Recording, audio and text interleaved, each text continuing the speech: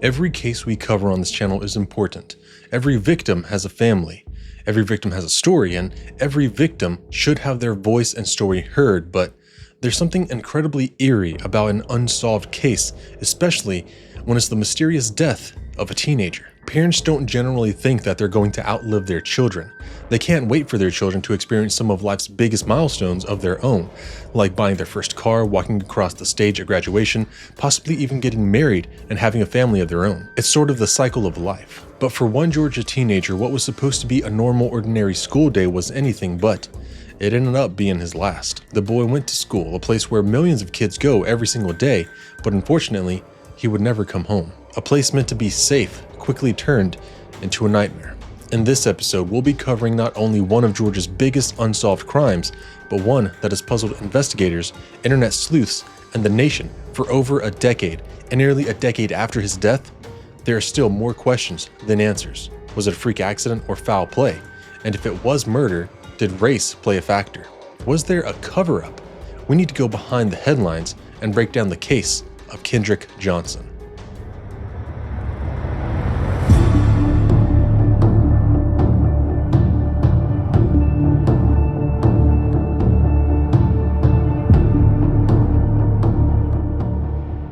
It's January 10th, 2013. Just the day prior, the students of Lowndes High School in Valdosta, Georgia, were enjoying their first day back to school following the Christmas-New Year break, so of course the hallways were abuzz with students ecstatic about the holiday, catching up with friends, and excitement for what laid ahead in the new year. Kendrick Johnson was a 17-year-old boy who lived in Valdosta, Georgia with his mom Jacqueline, dad Kenneth, and older sister Kenyatta. Kendrick was the baby of the family.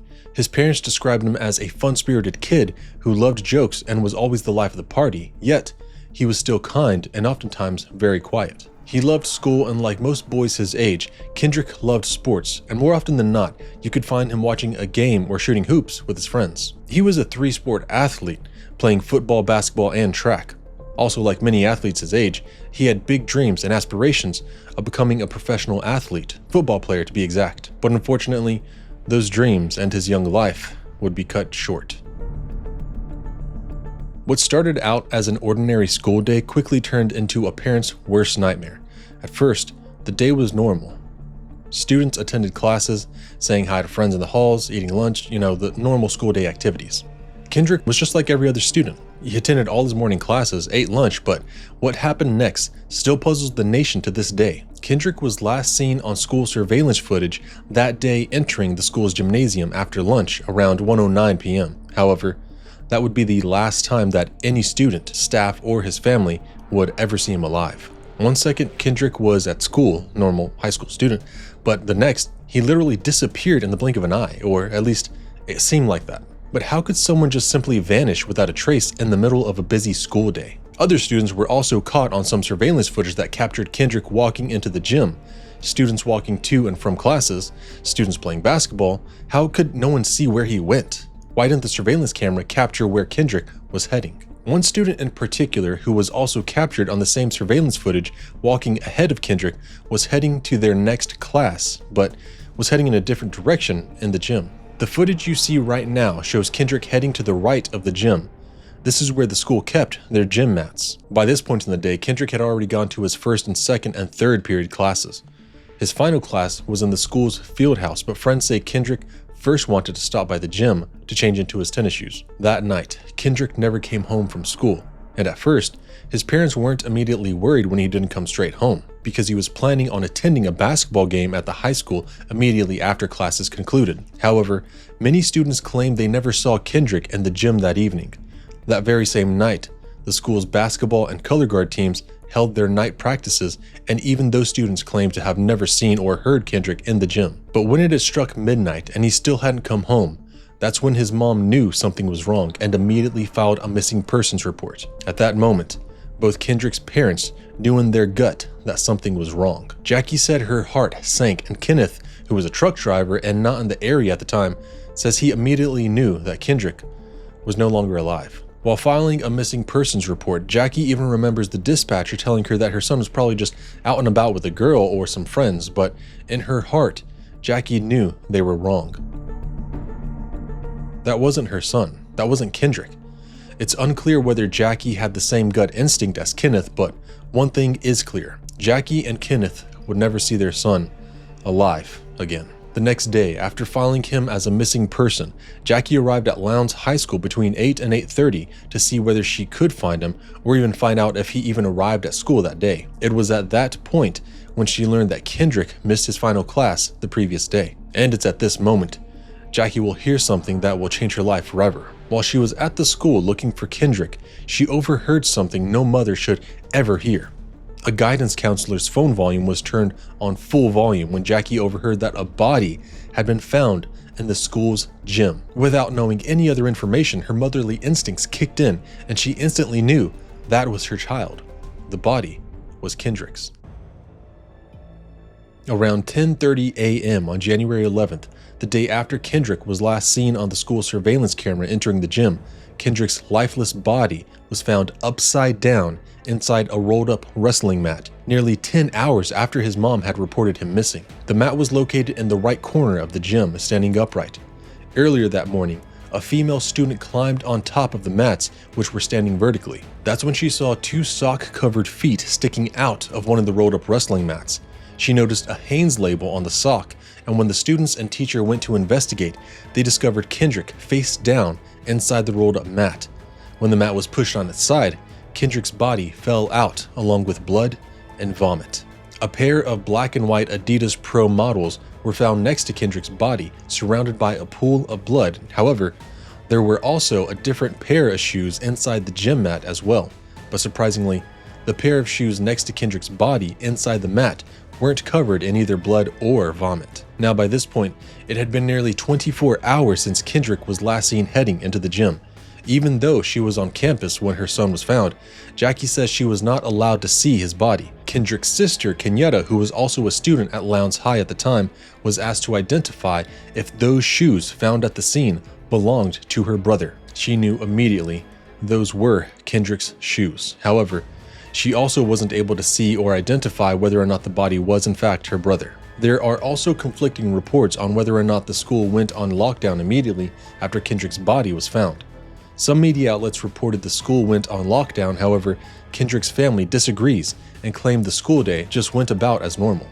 Obviously, by this point in the investigation, the active crime scene had already been tampered with his classmates finding him and with the sport teams practicing in the gym late the night prior. This begs the question, how many people were in and out of the gym until Kendrick's body was found? It literally took the sheriff's department less than 24 hours after finding Kendrick's lifeless body to rule his death as an accident due to positional asphyxiation. Basically, investigators claim Kendrick's autopsy showed that he suffocated as a result of being stuck upside down in a tight constricting enclosed space for an extended period of time. Since he was upside down for nearly 24 hours, blood had rushed to his head and he eventually would have begun to bleed from his face due to suffocating to death. Now, this is where we want to be mindful of Kendrick and his family.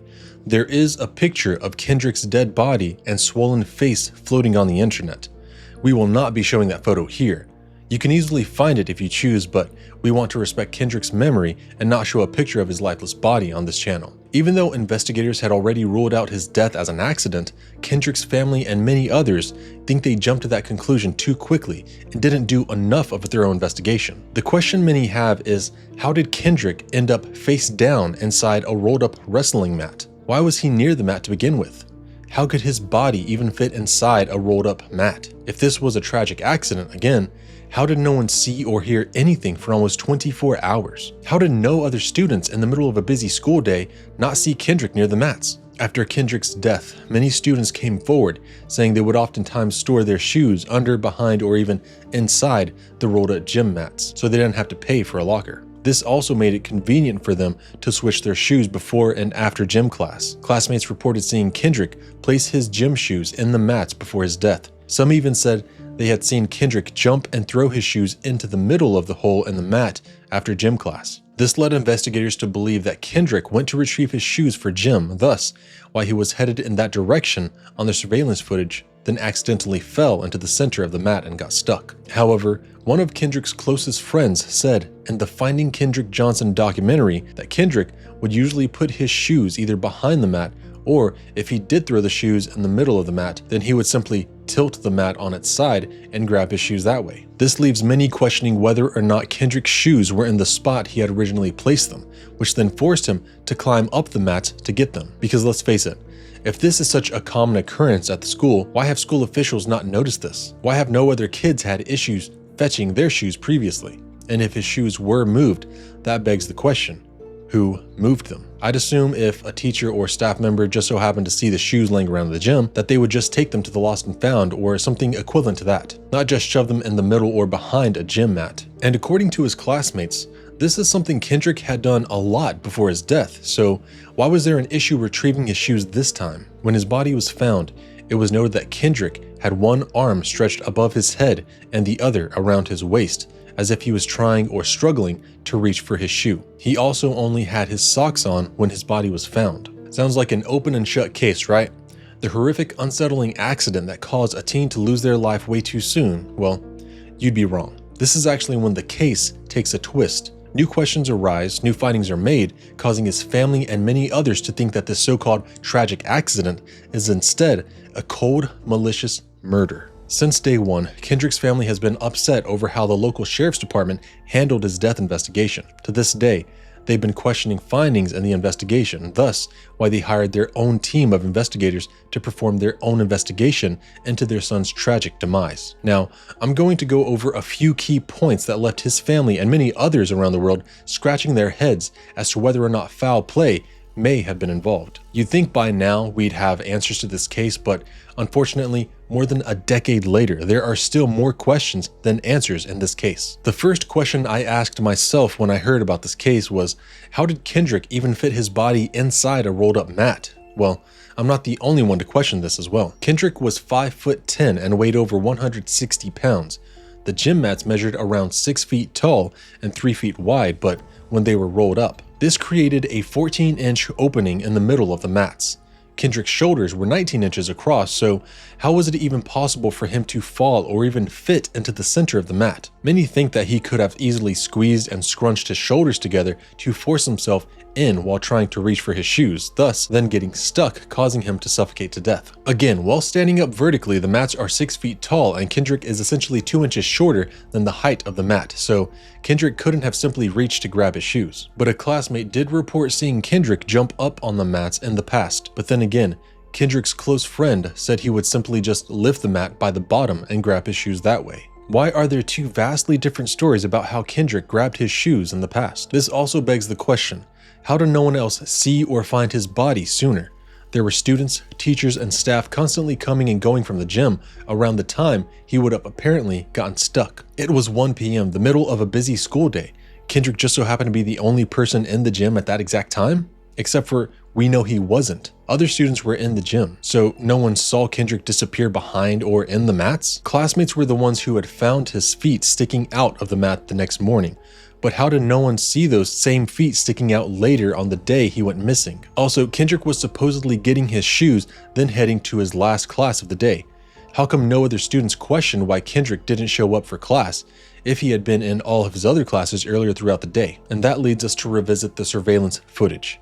In total, there were around 30 to 40 cameras in and around Lowndes High School at the time of this incident. Investigators were able to find footage of Kendrick walking through the school just like every other student on the day of his death. He's first seen entering school around 7:30 a.m. The last time footage captured Kendrick alive was when he was walking into the gym at 1:09 p.m. that day. It also shows other students walking in several minutes later, as well as students playing basketball.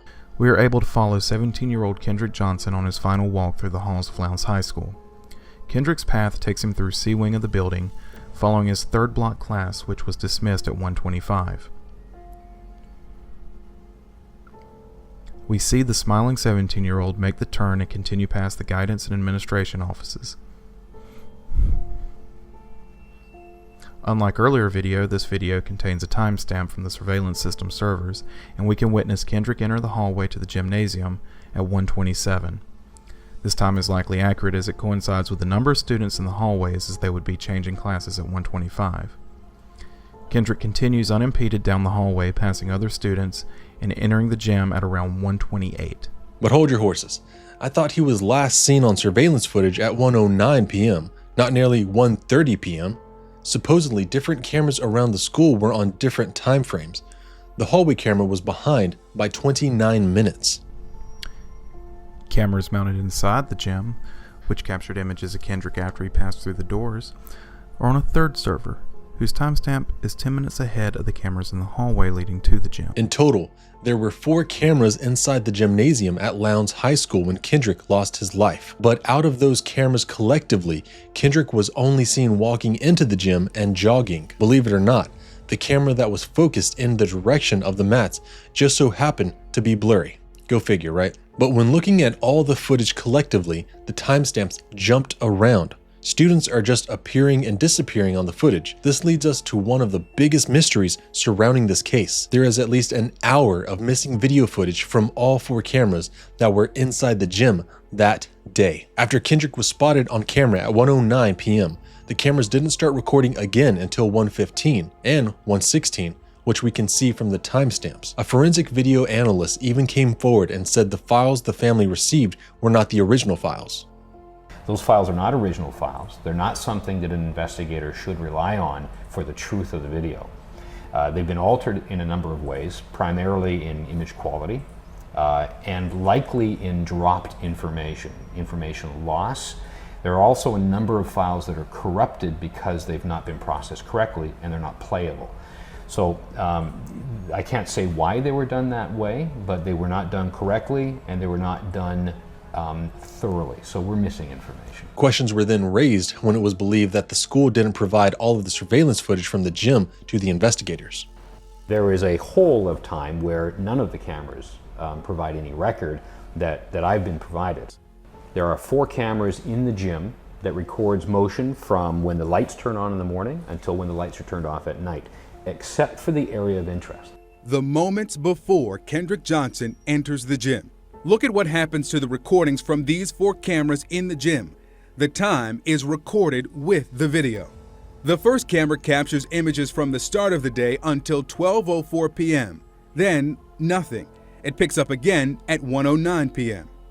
There's consistent surveillance from the second camera until 11:05 a.m. Then it stops and picks up again more than 2 hours later at 1:15 p.m. The third camera also drops at 11:05 a.m. It picks up again at 1:16 p.m. And from the final camera, there's surveillance until 12:04 p.m., no recording for more than an hour, then it picks up again at 1:09 p.m. The cameras in the gym are motion isolated. Since students are coming and going from the gym, that should mean the cameras would be picking up the movements. But there are multiple gaps of surveillance footage from the cameras in the gym. No one knows where this missing footage is. There also is no footage that shows the students finding Kendrick's body the next morning. The only other footage pertaining to Kendrick is his body being wheeled out of the gym in a body bag. This has led the family and investigators to believe someone purposely corrupted the surveillance footage. Yes, we all know technology can fail us from time to time, but it is very suspicious that so much footage from that day is missing. Now, let's go back and look at the shoes that were found at the scene. Kendrick wasn't wearing any shoes when his body was found, just socks. However, there were 2 pairs of shoes in and around the mats where his body was found, a black and white pair and a white and orange pair. The shoe that Kendrick was supposedly reaching for was lying on top of a pool of blood, but the shoe itself wasn't covered in vomit, which investigators say was all over the crime scene, and there was no blood found on those shoes in particular. The white and orange pair were pressed up against Kendrick's body in the mat. How would those shoes get behind his body? There was also a second pair of shoes found near Kendrick as well as a hoodie, but the family says those shoes and hoodies were never taken in as evidence in the investigation, which leads to even further doubt and suspicion regarding how his case was handled. There were even traces of blood found on a nearby wall, but the blood was tested and didn't belong to Kendrick. Investigators believe that blood may have been there for a long time, but again, blood near the crime scene. Does that just so happen to be a coincidence? Not only did Kendrick's family feel skeptical about his death quickly being ruled as an accident, but many others think that as well, especially since there are quite a few inconsistencies in his initial autopsy report. Because of inconsistent findings reported in Kendrick's initial autopsy, his parents had his body exhumed for a second independent autopsy in 2013, and even a third time in 2018. Both the second and third autopsies came back with the same findings. Kendrick died of non-accidental blunt force trauma, not positional asphyxia. The forensic pathologist who conducted the independent autopsy said Kendrick's lungs were normal sized and didn't have any fluid in them. Now, that's important to note. Someone who's died from positional asphyxia would have fluid in their lungs, causing their lungs to grow in size and weight and mass, but Kendrick's didn't. According to the independent autopsy report from 2013, Kendrick suffered from blunt force trauma, right neck involving right mandible, and soft tissues, including the area of the carotid body, consistent with inflicted injury. And not only that, the second autopsy also revealed something even darker and stranger. Kendrick's second autopsy revealed wads of crumpled up newspaper were stuffed inside his body. And that's not the only odd thing. All of his organs from his skull to his pelvis were missing, including his brain, heart, lungs, and liver. Where did his organs go? Is this even normal practice? The funeral home that handled Kendrick's body said they used the newspaper to fill and stuff the cavities where his organs were removed during the first autopsy. The funeral home claims his organs were missing when his body arrived, but the Georgia Bureau of Investigation medical examiner said Kendrick's organs were returned to the body before they sent him to the funeral home. It's still unclear what happened to his internal organs after the initial autopsy, but the Lowndes County coroner said Kendrick's organs were deemed too badly decomposed to be preserved and had to be disposed before his body was embalmed. Even though it sounds incredibly eerie and disrespectful, state regulators said the funeral directors technically didn't break any laws, except using newspaper to fill the empty cavities just wasn't best practice. There were also other injuries on Kendrick's body that didn't line up with the idea that he had passed due to positional asphyxia and weren't even noted during his first autopsy. There were cuts found on Kendrick's wrists and fingers, which also led the family and many others to believe that he was beaten or involved in a fight shortly before his untimely death. He also had hemorrhaging and bruising near his jaw, which was not listed in the original autopsy. The pathologist who conducted the independent autopsies said the area in particular where Kendrick had hemorrhaging is actually a supersensitive area that could cause someone to die suddenly if heavy pressure is applied. The third autopsy, conducted in 2018, also ruled that Kendrick died of non-accidental injuries, a result of blunt force trauma to his right neck and upper chest. So why were the findings concluded in the second and third autopsies so drastically different from the first? Why were certain injuries not even noted in the initial autopsy? Now, let's just say Kendrick was in fact killed. It was the middle of a school day. Who could have done it? Did he have any issues with other classmates? Who would want to harm Kendrick? Well, two names started to pop up a lot when investigators started interviewing Kendrick's classmates. Kendrick's family has never wavered from the belief that their son was murdered. There has also been a lot of media attention on two classmates who happen to be brothers. Kendrick's family says their son got in a fight with one of these brothers about a year before his untimely death. However, since then, Kendrick's family and friends said there had been tensions between Kendrick and these brothers up until his unfortunate passing. And not only did Kendrick tell his dad this same classmate threatened him after their altercation, but said Kendrick was approached by this classmate's dad and was invited to their house to refight one another. Now, since these boys were never formally charged with a crime involving Kendrick's death, we will not mention their names on this channel. There's a lot of coverage out there that does include their names, but we won't be doing that. An anonymous email was also sent to deputies during the investigation that claims Kendrick had sex with the girl who had been dating one of the brothers, ultimately leading the duo to then threaten Kendrick. This anonymous email also claims that the brothers reportedly admitted to killing Kendrick on numerous occasions. Investigators are looking into an email that claims an ex-classmate confessed to killing a teenager found rolled up in a gym mat. Kendrick Johnson's death in 2013 in Valdosta, Georgia, was ruled an accident, but his family has believed otherwise. CNN has learned that somebody sent an email to investigators claiming to have heard from someone else that a former classmate confessed. Police say they spoke to two of the people named in that email and that they denied being involved. Kendrick's family claims the brothers were the only ones who their son had beef with. They also were allegedly the only classmates who refused to be initially interviewed and questioned at the same time as the rest of Kendrick's classmates. There was even an initial witness who claimed to have seen what happened to Kendrick, but they then recounted their entire testimony. Also, in 2021, Kendrick's family also turned over a short audio clip to police that allegedly contains a male voice admitting to killing Kendrick. That audio tape has never been released to the public, and here's where those ideas of possible corruption in this case definitely sound a lot more realistic. These classmates accused of allegedly killing Kendrick had a father that just so happened to be an FBI agent at the time all this occurred back in 2013. So many, including Kendrick's family, investigators, and the public, believe they possibly had the means, knowledge, and capabilities of covering up their crime. This same family did have their houses raided and were served multiple search warrants by U.S. Marshals in connection with Kendrick's death. Smartphones, laptops, and other electronics were seized from their home, but no arrests were ever made. Back in 2015, Kendrick's family actually filed a $100 million lawsuit against the school's officials, certain students, and investigators who they believed were involved in the death of Kendrick. However, his family ended up dropping their case due to admitting having little evidence to support their claims. Your reaction to the judge's decision last week that you must pay the legal fees of individuals who you sued and then later dropped those lawsuits?